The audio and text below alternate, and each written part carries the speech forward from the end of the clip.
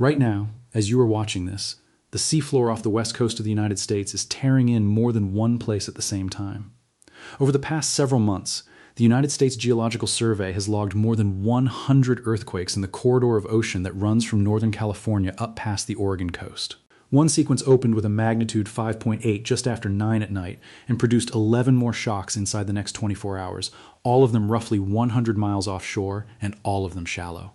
A separate cluster put a magnitude 5.795 miles off the California-Oregon border at 3:53 in the morning, a magnitude 5.140 miles west of Eureka less than 2 hours later, and 3 more before 9 o'clock that same day. Months earlier, a magnitude 6.0 struck at 43.6 degrees north, 128 degrees west, 10 kilometers deep, and the USGS flagged it in its own catalog as the potential main shock of an earthquake sequence.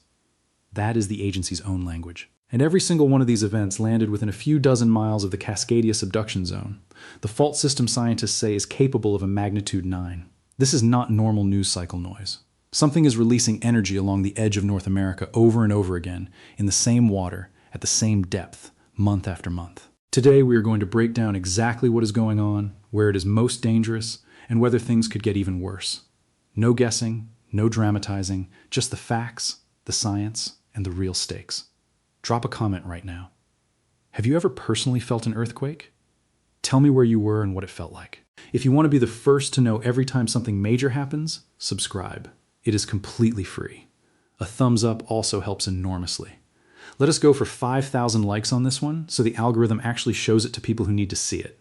Now, let us get into it. To understand what these 100+ earthquakes actually are, you have to walk through them in order, because the pattern only makes sense as a sequence. Start on a Monday night in September of 2025. At just after 9 in the evening, a magnitude 5.8 ruptured about 100 miles west of the southern Oregon coast. In an ordinary week, that would be a single line item on a seismic map. It was not an ordinary week. By the following afternoon, the USGS had recorded 11 more earthquakes in the same patch of ocean, ranging from magnitude 2.7 up to a magnitude 5.1 that hit just after 12:30 in the afternoon. 12 earthquakes in 24 hours, all clustered in the same offshore box, all at shallow depth. Nobody on land was hurt. Almost nobody on land even felt it. And that is the first thing to understand about this story. The most active seismic zone touching the continental United States is a place where essentially no human being lives. Then came the 16th of January, 2026. At 3:25 in the morning, Coordinated Universal Time, a magnitude 6.0 struck about 160 miles off the Oregon coast at a depth of 10 kilometers, roughly 6 miles down. The USGS event page carried a specific notation. It identified the earthquake as the potential main shock of an earthquake sequence. That phrase matters, and we are going to come back to it, because a main shock is not the same thing as a warning. It is a bookkeeping label. It tells you that everything that follows in that patch of crust is likely bound to this one rupture. 4.5 months later, on the 3rd of June, the pattern repeated on a wider stage. At 3:53 in the morning Pacific time, a magnitude 5.7 hit roughly 95 miles off the California-Oregon border in an area the USGS places about 100 miles west of Pistol River, Oregon, at a depth of about 10 kilometers inside a feature called the Blanco Fracture Zone. Almost nobody felt it.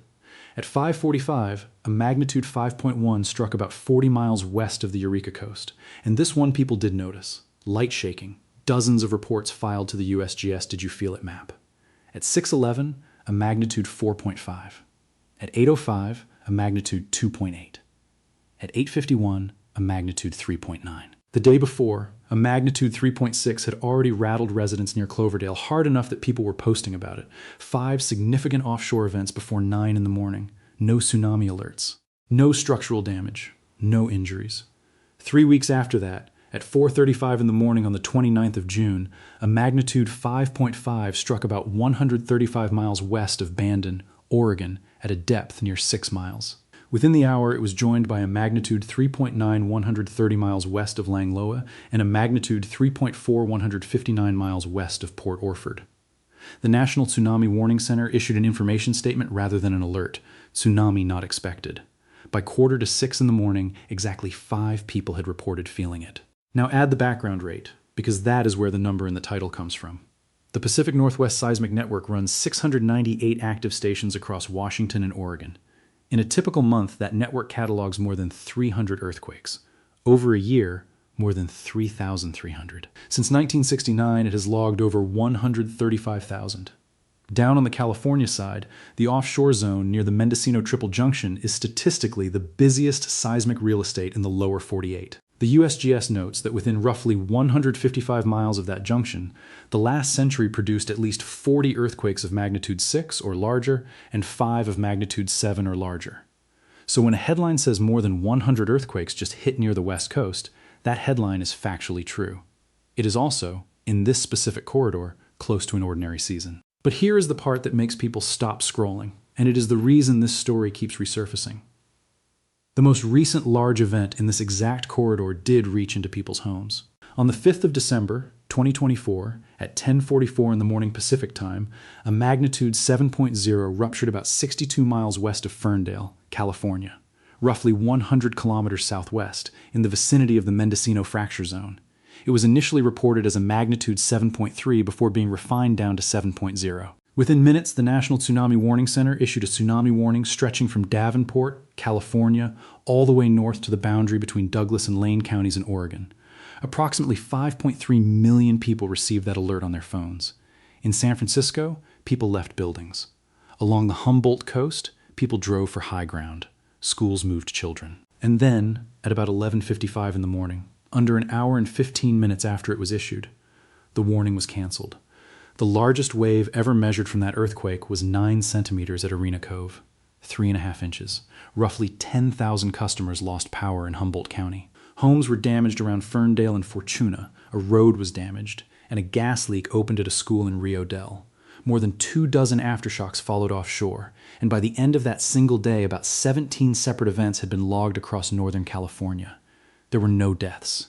That changed fast, and it left millions of people with a very specific and very reasonable question. If a magnitude 7 off this coast produced a 3.5-inch wave and a canceled warning, what exactly are these 100 smaller earthquakes doing, and what are they building toward? To answer that, we need the geology.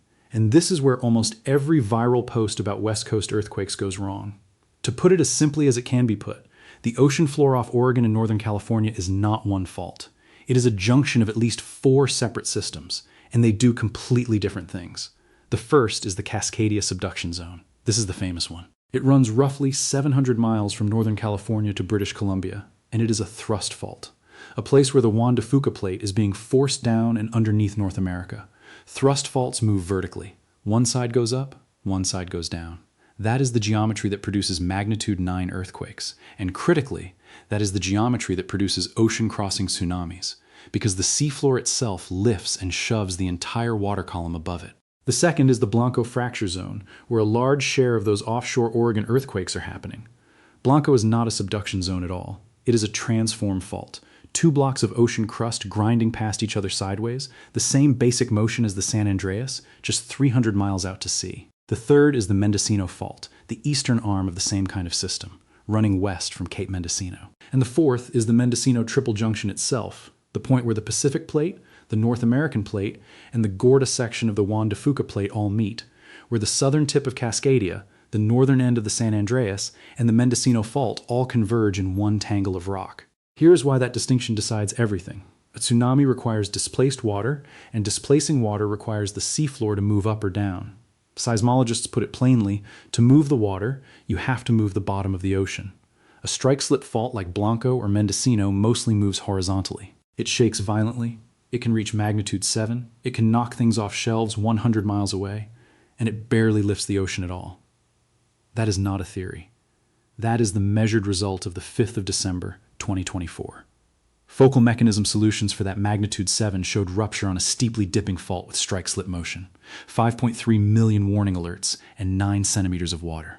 So when you see 100 earthquakes on a map off the Oregon coast, the single most important question is not how many, it is which fault. And overwhelmingly, the offshore swarms in this corridor are transform earthquakes and spreading center earthquakes on the ocean plates themselves. The Gorda plate being squeezed and cracked internally, the Blanco zone slipping sideways, the Juan de Fuca plate adjusting as it is manufactured at one edge and consumed at the other. These are the routine mechanical noises of a plate boundary doing its job. To put that in context, over the past century, the USGS notes that the large earthquakes in this region occurred primarily along the Mendocino Transform Fault, inside the Cascadia subduction zone, or within the Juan de Fuca and Gorda plates themselves.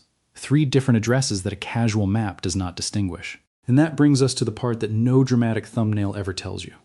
Scientists generally do not conclude that offshore transformed swarms are a countdown for the megathrust. There is currently no established scientific method for forecasting a Cascadia rupture from a swarm of magnitude 5s 300 miles away. What researchers can measure is stress transfer, and the numbers there are precise and unglamorous. After the 2022 Ferndale earthquake and the 2024 Cape Mendocino earthquake, modeling found that each event pushed the northwestern tip of the San Andreas closer to failure by roughly a quarter of a bar. Taken together, a 40-kilometer stretch, about 25 miles. Where the San Andreas merges into the Mendocino system now sits somewhere between a quarter and a half a bar closer to failure than it was before 2022. Researchers describe that as significant, but not remotely large enough to suggest an imminent San Andreas rupture. That is what real risk information sounds like. It is a fraction of a bar, not a countdown clock. But here's the problem with all of it, and it is the problem that actually costs lives. The earthquakes that terrify people are the ones far out at sea. The earthquakes that hurt people are the ones nobody warned about. Go back exactly 2 years before that magnitude 7, to the 20th of December, 2022. At 2:34 in the morning, a magnitude 6.4 struck near Ferndale, California, at a depth of about 18 kilometers. On paper, it was smaller, 6.4 instead of 7.0, a difference of roughly a factor of 8 in energy released. But it was closer to shore and closer to people, and the shaking intensity reached level 8 on the modified Mercalli scale, described as severe. Peak ground acceleration hit 1.46 G. That means the ground at that spot accelerated at nearly 1.5 times the force of gravity. Furniture does not slide at 1.46 G. It launches. 2 people died in connection with that earthquake. 17 were injured. 271 aftershocks above magnitude 1 followed, the largest a magnitude 5.4 on New Year's Day. It happened at 2:34 in the morning, in the dark, with no evacuation, no phone alert cascade, no news helicopters, because there is no warning for the fault beneath your own house. And almost exactly 1 year before that, on the 20th of December, 2021, a magnitude 6.2 had struck the same Cape Mendocino area. Now put the two side by side. The offshore magnitude 7, 5.3 million alerts, national coverage, 105 minutes of televised fear, 3.5 inches of water, 0 deaths. The onshore magnitude 6.4, no alerts, no coverage until sunrise, 2 dead, 17 injured, homes off their foundations. These are not just geological events. They are human experiences. And the difference between them is not luck.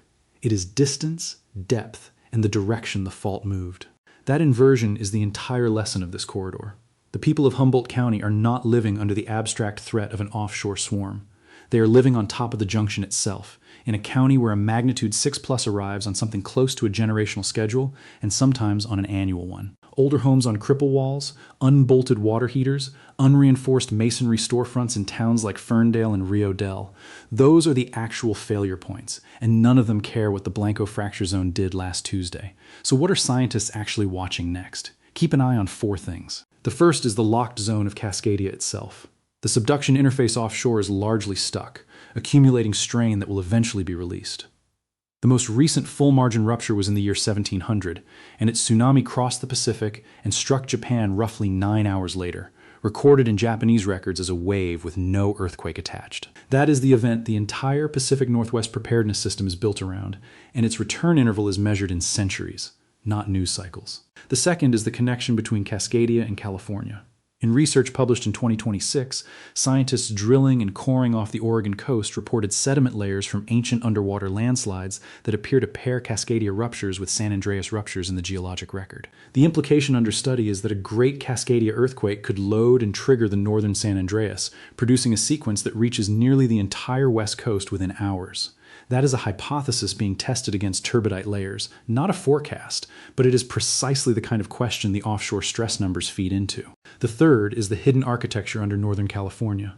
Also in 2026, researchers reported that by tracking swarms of tiny earthquakes far too weak for any human to feel, they are mapping a far more complex fault network beneath Northern California than previously recognized. This is the quiet, unglamorous value of those 100 offshore and onshore microquakes. They are free X-rays of the crust. Every one of them illuminates a fault that was invisible the day before. The fourth is the warning infrastructure itself.